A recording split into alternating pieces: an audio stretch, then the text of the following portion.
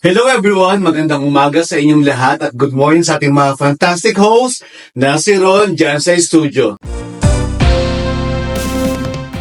Excited na ba kayo sa aking recipe for today? At sabihin ko lang sa inyo, nailuto nyo na ba yung aking mga recipe na na-share sa aking mga past episode? So ngayon, ang aking lulutuin ay ang aking isa sa mga special recipe na chicken pepper ala Dex. Tara, samahan niyo ako.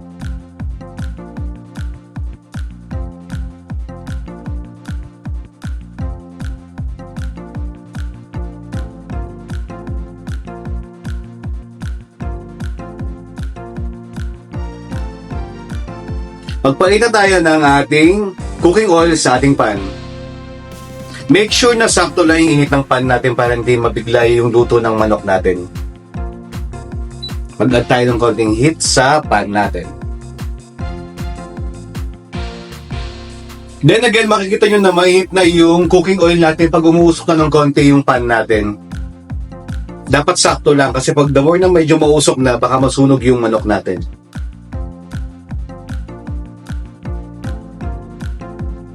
Tapos ito na yung na-marinate natin ng overnight na chicken natin. Much better kasi para mas malasa yung manok natin. Tapos niready natin yung ating pang-mix sa chicken natin na flour. At yung aking special recipe na pepper.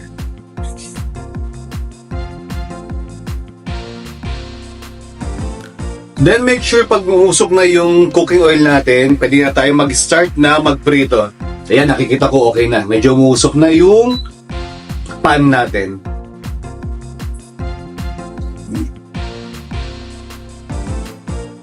Then, syempre, hindi mawawala ang aking trivia. Alam niyo ba, syempre, yung mga bata, kahit ako, nung bata pa ako, gusto ko na, number one, mama, gusto ko ng mga, ng manok dyan. Syempre, lagi natin hinahanap yan. Hindi yung pwedeng the usual na adobo, the usual na tinola. So, kailangan mayroon tayong iba't ibang variety ng mga chicken. Pwedeng prito, pwedeng adobo. Madami tayong pwedeng gawin na luto sa manok.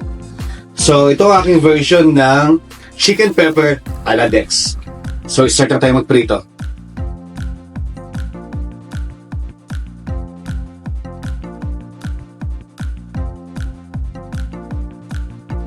Tapos tanong ko lang, anong part ng chicken yung gustong-gusto nyo? Ako yung, syempre, nasa healthy living ako ngayon, gustong-gusto ko yung breast part. Yung mga friends ako gustong-gusto yung thigh parts, mga ganon. Kanya-kanyang gusto naman ako nung gusto natin na pati ng manok. Ako kasi sa diet ko ngayon, kailangan ko mas maraming protein, so breast part gustong-gusto ko. Leg part, pwede rin.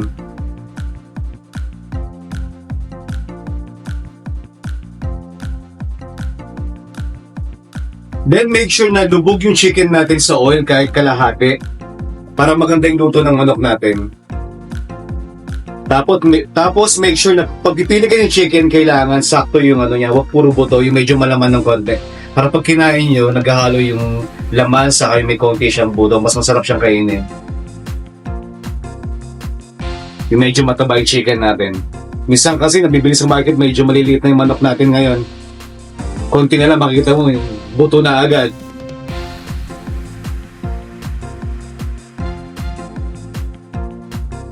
Then makikita natin na ready na yung manok natin pag golden brown na. Make sure na sakto na yung pagka golden brown.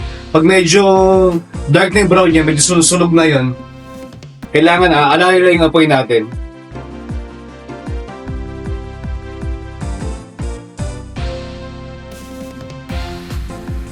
Siguro bawat part is 15 minutes okay na yung manok natin. Kailangan nakabantay tayo, di ba, para hindi masunog. Yung jowa mo, nababantayan mo, ito pang ulam mo. Wala kang ulam mamaya. Kinikilig ka na naman dyan.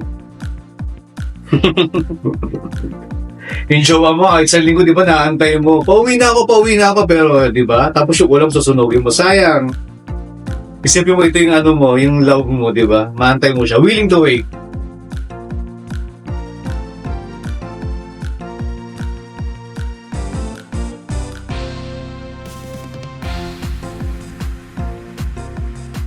Tapos make sure na lagi siya binabaliktad every 5 minutes para mas okay yung luto ng manok natin.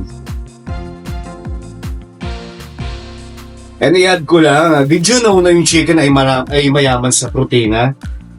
Pag kailangan mag-add ng protina sa katawan mo, pang diet, usually pag nag-gym ka, chicken is the best. Best part, number 1.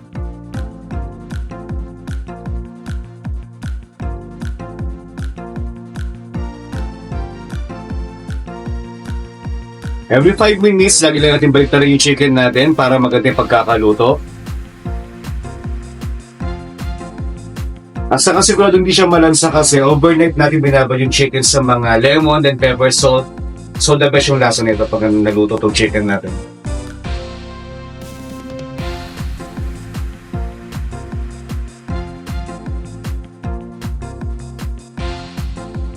Mamaya, namiss ko lang sabihin yung healthy na to.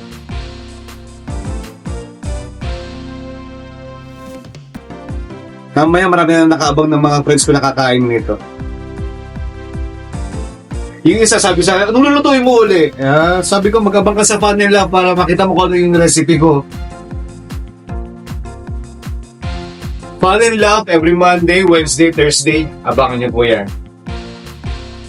Parang nakaplano na yung mga lulutuin mong ulam. Yung mga healthy tips ko yan, abangan niyo.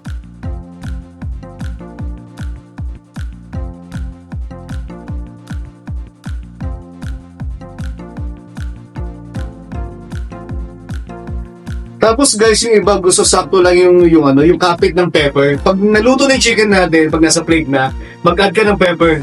Minsan kasi mas maganda yung tumatama yung lasa, yung lumalaban yung lasa niya. Yung iba gusto mas maraming pepper yung nalalasahan nila. Para yun yung pinakasili nila. So ayan guys, nag-golden brown na yung chicken natin.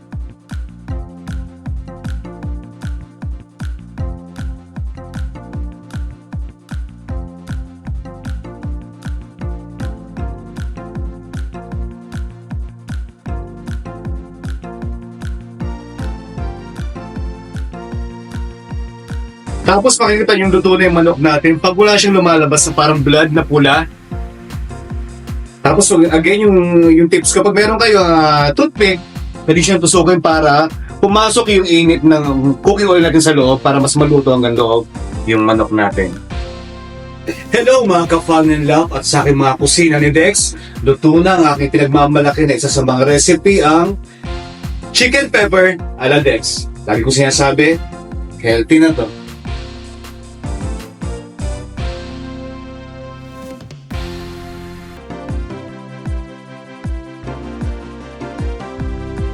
Tutong na tayo.